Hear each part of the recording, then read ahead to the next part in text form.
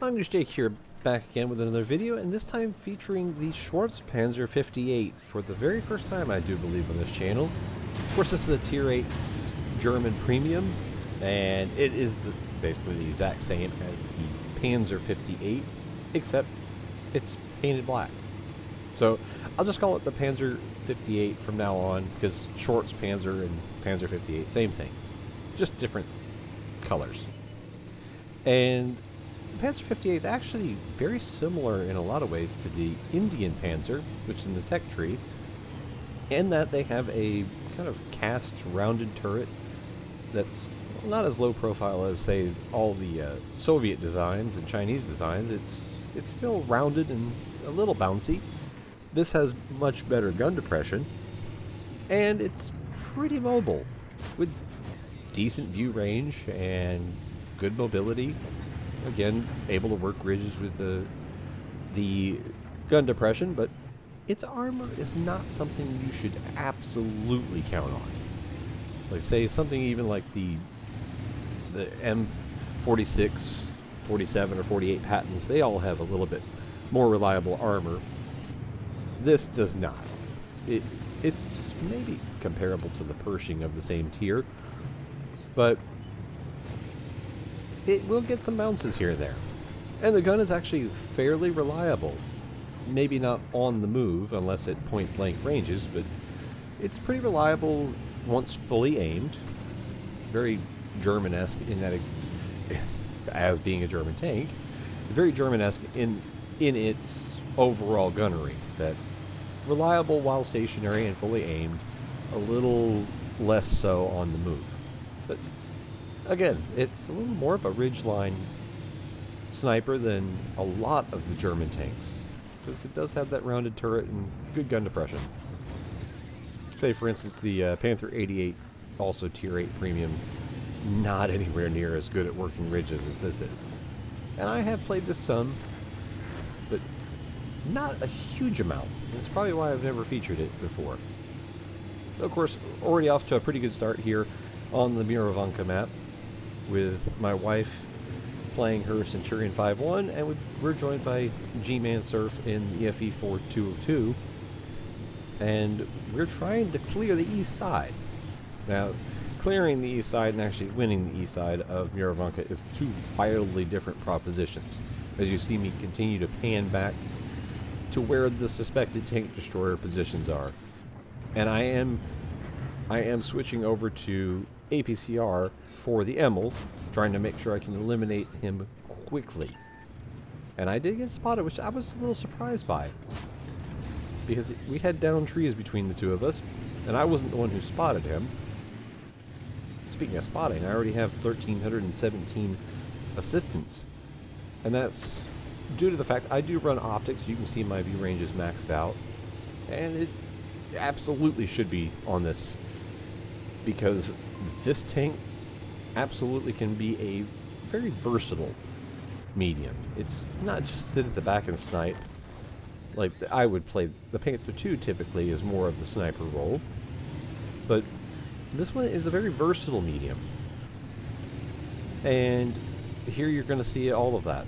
Already you've got, you know, okay damage. I haven't done my hit points, but I've already basically equaled my hit points in spotting, and this would be a okay general game. Now, I was not going to motor all the way to the corner because of that exact reason.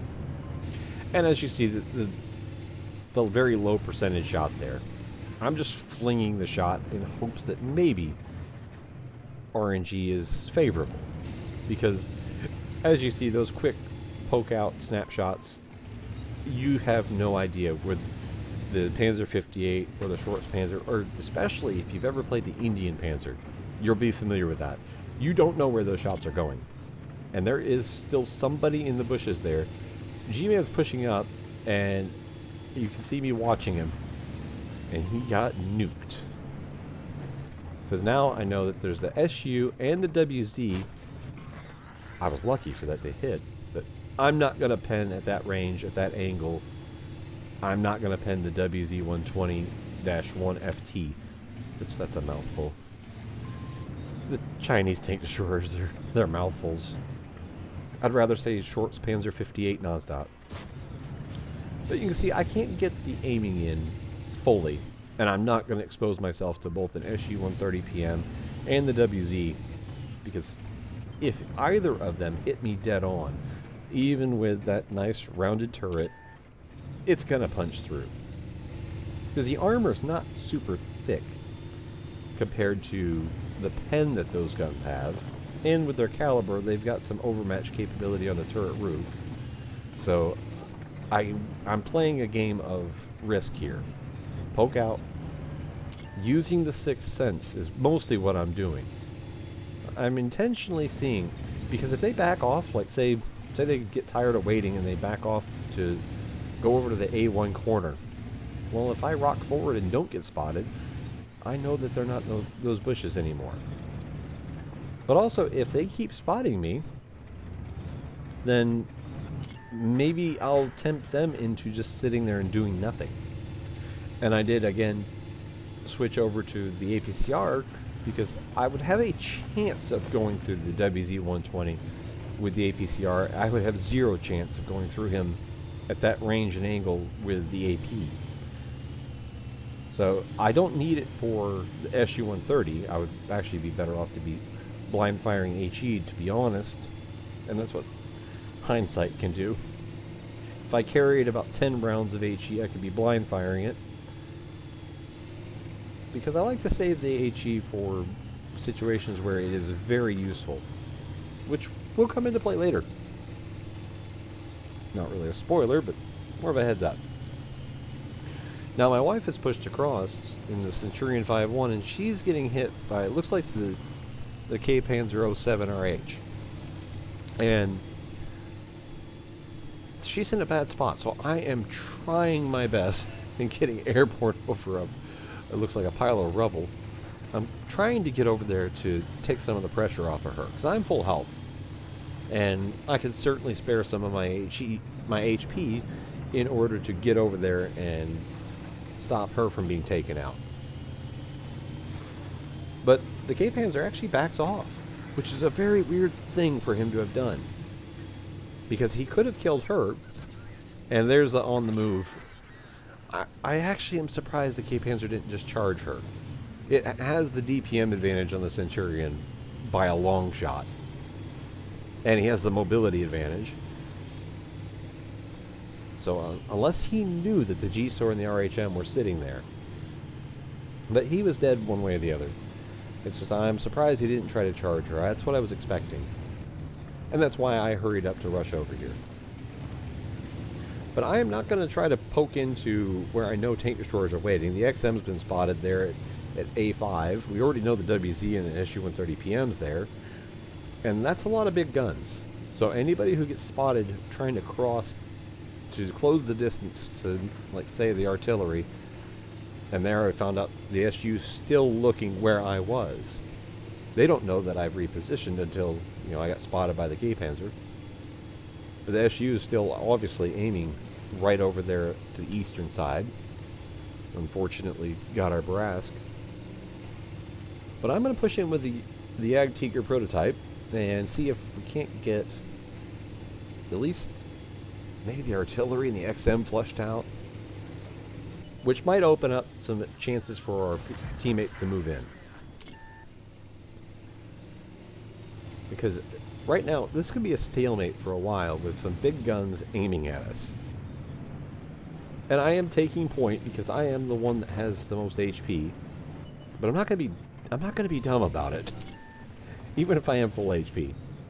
I'd rather just poke, shoot, spot, and save my HP. Not like the Jagdtiger. He's just going to push in and it's going to get him killed here in a second. And that's what I don't want to do. Because if I throw my HP away, then this game could be very close, very quick.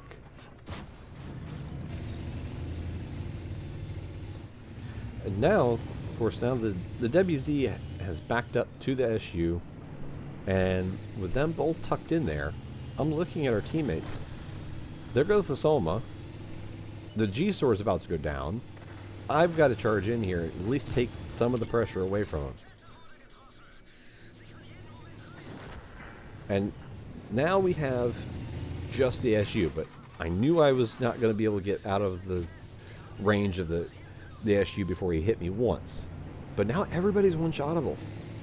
This is actually kind of dangerous. We do have artillery, so I'm very, very content to poke the ridge, spot the SU, and just let the artillery take him out. But my wife's charging in here, and so is the RHM. So he's going to get one of us. It ends up being her. And this is where the HE comes into play. Instead of doing 240 damage or 250, there's 300 plus and another almost 300. Which ends up being a win. A nice solid, basically almost 5,000 combined. It's about 2,619 or 4,619, so just under 5,000, which was enough for an ace and solid rating game. My spamming blind shots did drop my hit rate down to 67%, but our Jagdtiger prototype had a very good game himself, and that's why he was ready just to charge in and get it over with. But we all actually had good, solid games, and I hope you enjoyed this featuring of the Schwarzpanzer 58. Thanks for watching. Hope you enjoyed it.